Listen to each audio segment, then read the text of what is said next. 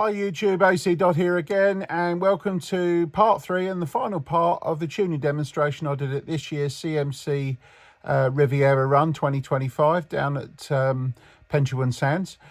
So without further ado, let's get into it. And this time we've got more ignition timing, specifically a recurved ACDodd Dizzy as we fit to the car. We've also got fueling modifications, and I also introduced the annoying issue, which I find on some cars, of harmonic vibration. Anyway, without further ado, let's get stuck in. It's not going to perform unless it's got an advanced curve just right and a fueling curve just right. So anything you just chucked in might not. We've just looked at the fueling curve so far at part 4 is pretty big. Right, not bad. The real issue with this one was the timing. So we're going to fix that now. Then we're going to do some changes to the carburetor and really weight this up. Although when we read it, it didn't sound too bad. But that's what I'm saying. Don't judge it by your ears. Okay, you've got to judge it by the figures, what's being delivered. Now, if I'm right about this, this is going to be a lot more aggressive, and you'll hear it as soon as we start using it. All right.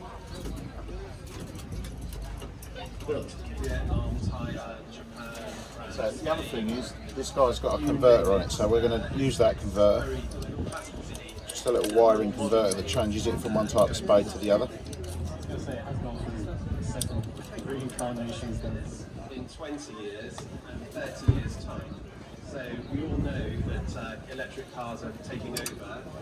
How will the classic and the modern Mini or future generations?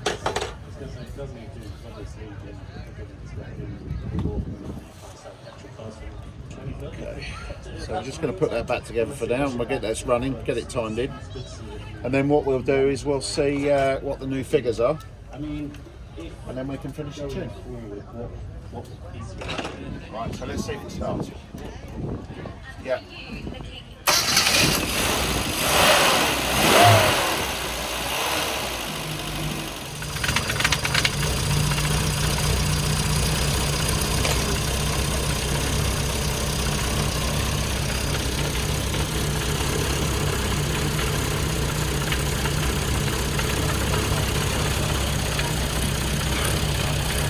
Right. That looks familiar, doesn't it?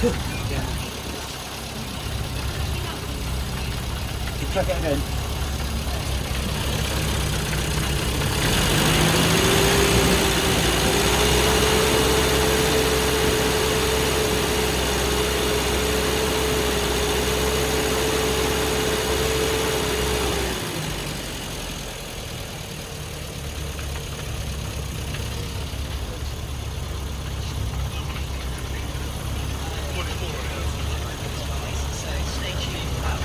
That's a shitload more advanced, right, at 2,000 revs.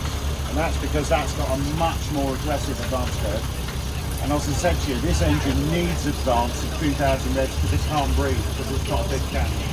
So, some engines won't like that much amount of advance, depending on the compression ratio and the specification. But I'm gambling that because it's got a cam in it, it's probably going to be okay. All right.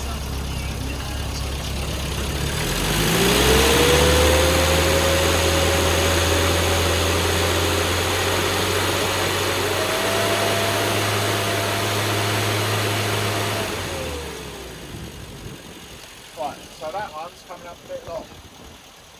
So actually slightly less advanced than that one. So that's 3,000. Okay? So let's go up to the full advanced figure.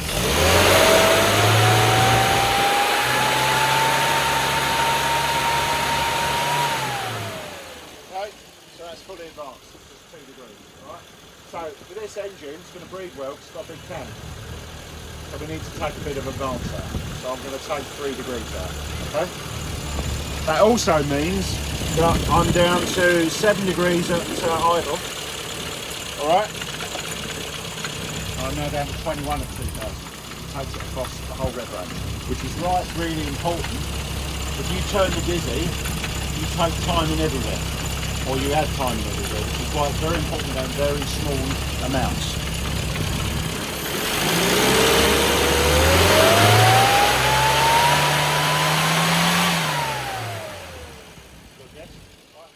So we're now 29 degrees is what I'm going to settle with, full in. Alright? So if everything's right, we should have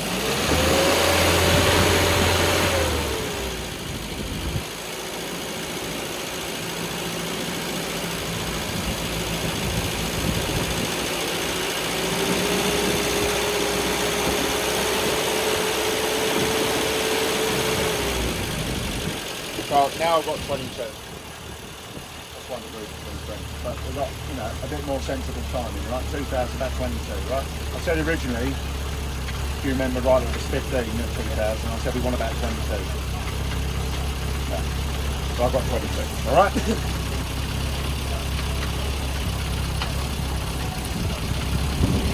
And then idle.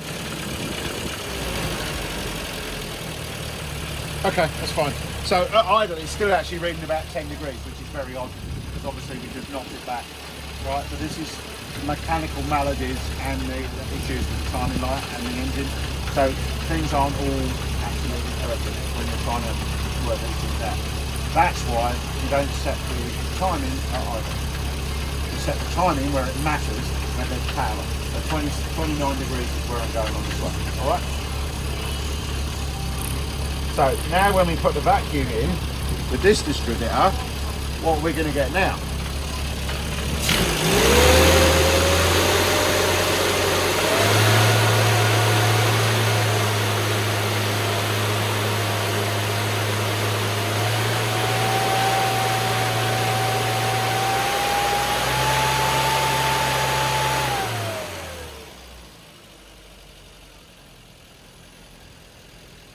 Okay, so I'm getting some electrical spikes, but I had 46 degrees there.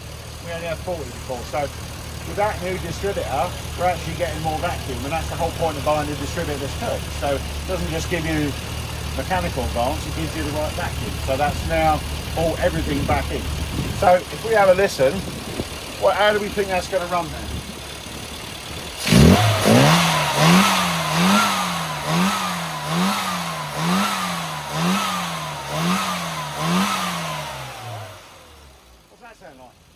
Sounds better now, doesn't it? Sounded good before. Right? If you didn't know that, you wouldn't know that there's that much difference to the edge. Alright?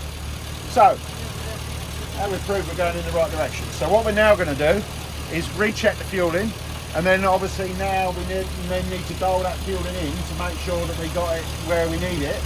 And equally, I haven't got a rolling load yet, so I can't do the full power fueling. But because of the specification and the way the engine's running at the moment, I know that we need more fuel. So I'm going to add more fuel at the top end anyway to make sure the engine's going to go and it's reasonably safe.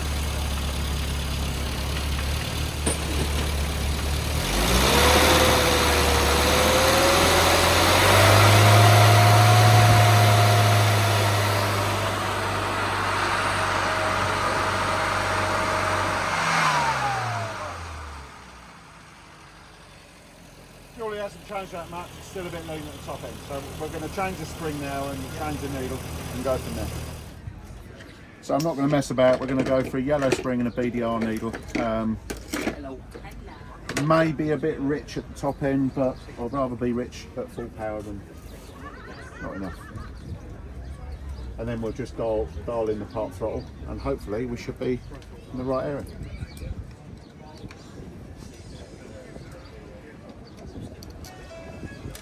I'm getting some spurious signals off the ignition system now, and that's because it needs the big coil. Alright?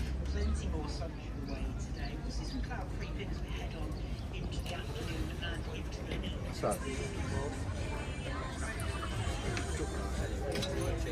Chaos Radio, it's gone midday, and we are live from Ventures. Cornish Mini Club Riviera. When the wind drops,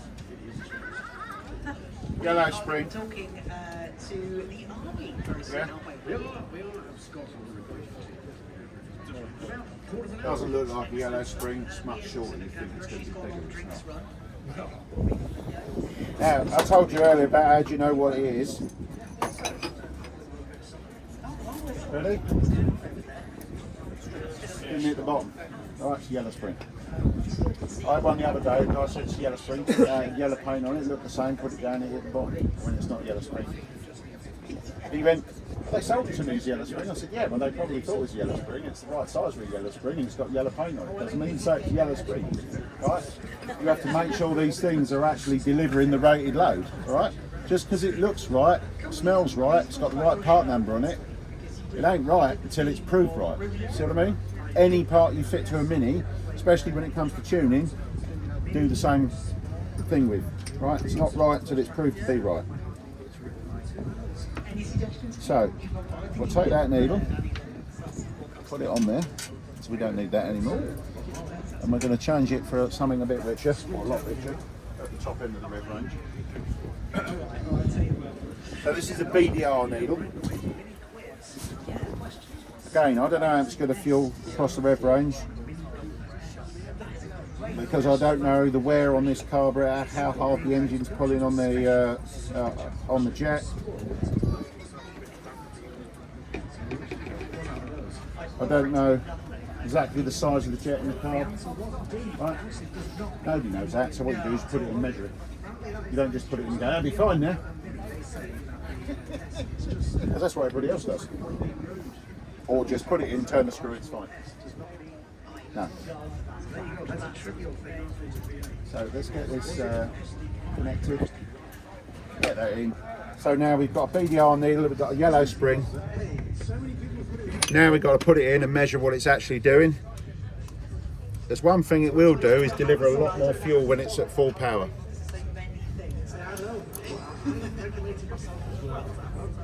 But of course, it's only at full. You know, just because I fitted a yellow spring doesn't automatically mean that you're going to get more fuel, right?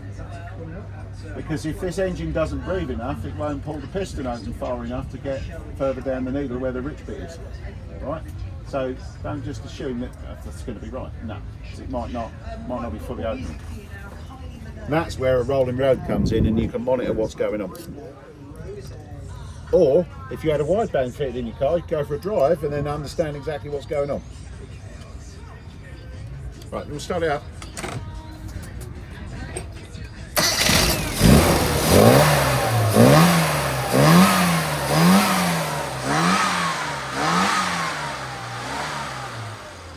Feels quite sharp, which is good.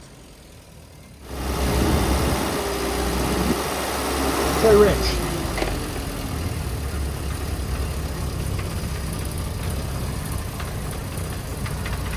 Can't just change needles and everything stays the same.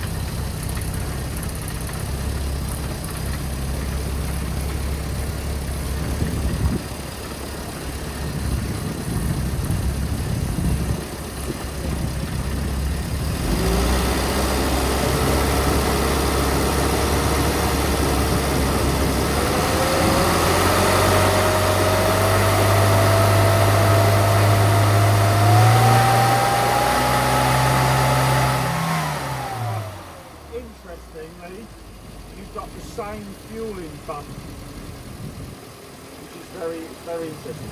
So there's an anomaly just after about 4,500 RPM, where it goes very lean and then it comes back into parity. So that generally means that you've got a harmonic issue, right? Which is a vibration that's causing the carburetor to not work at that particular point in the rev range.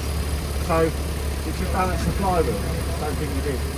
So it feels like you've got a vibration on the engine which is causing the carburetor not to work. I ain't going to be able to tune that out because the carburetor's being shaken. Alright? Anyway, turn it off. What we're going to do now is modify the needle. It's actually not too bad at the low and mid, but at sort of 4,000, 5,000 revs it's still too lean. So I'm going to modify the needle. But what we've actually got on this engine is a harmonic problem. And what I mean by that is a vibration over 4,000 revs, which is about 300 or 400 RPM wide, which is shaking the carburetor at its natural frequency of the fuel inside, which causes it to froth, and then it just leans out. The carburetor basically stops working for a few hundred RPM and then starts working again after that. And that's due to the fact is the carburetor is mounted at a certain position and it has a certain weight on the outside of it. So if you was to change the air filter, for example, and put a box air filter on, you'd probably change the frequency and it would move that harmonic. But can't fix that. Right? I need to take the flywheel out, which is the real issue, balance the flywheel and that will go away and then you wouldn't have a problem. Right? So engine balance does have an effect on the FU. Okay, if it's in a harmonic range, which this one is, the carburetor literally goes into the harmonic, stops working, doesn't meter any fuel, goes lean typically, right? And then when it comes out of the harmonic, it starts working again. All right, so you can't calibrate that out because the carburetor is not able to function. Okay.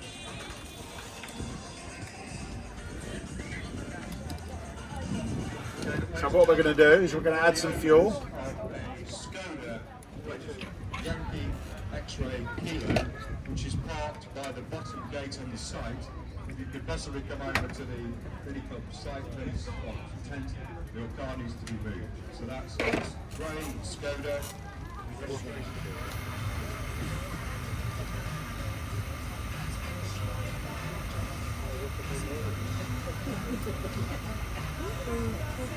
So how many microns are you taking off there? Don't know. Few. Approximation, by experience. Yeah. I'll just take it off and then put it back in and measure it. Yeah. It's time based. When you've done 1,000 of them, or you just go, that's about that much, right? But yeah, you can measure it. But you know, it's very difficult to measure microns. Yeah. So all you're interested in is you've taken some off. If you put abrasive on it, you hold it on for a few seconds, it's taken a tenth of a thou off or something like that, or a couple of microns. So therefore, it will make a difference. You know, you will measure that. All right.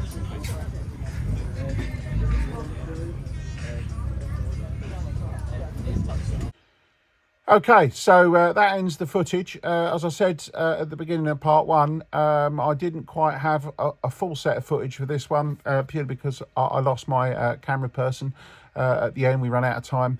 But I can confirm that that car ran a lot better, a lot stronger after all those modifications. And clearly, as you can see there, the crowd were quite interested in what was going on, and they was asking lots of pertinent, suitable questions, which is excellent. So if ever I'm at a car show and the organisers like me to do a demonstration, I'm always up for that. So you just have to ask me prior, so we could arrange that. So to that end, as ever, please like, share and subscribe. Tell your friends. And as ever, I'll see you soon. Thank you very much.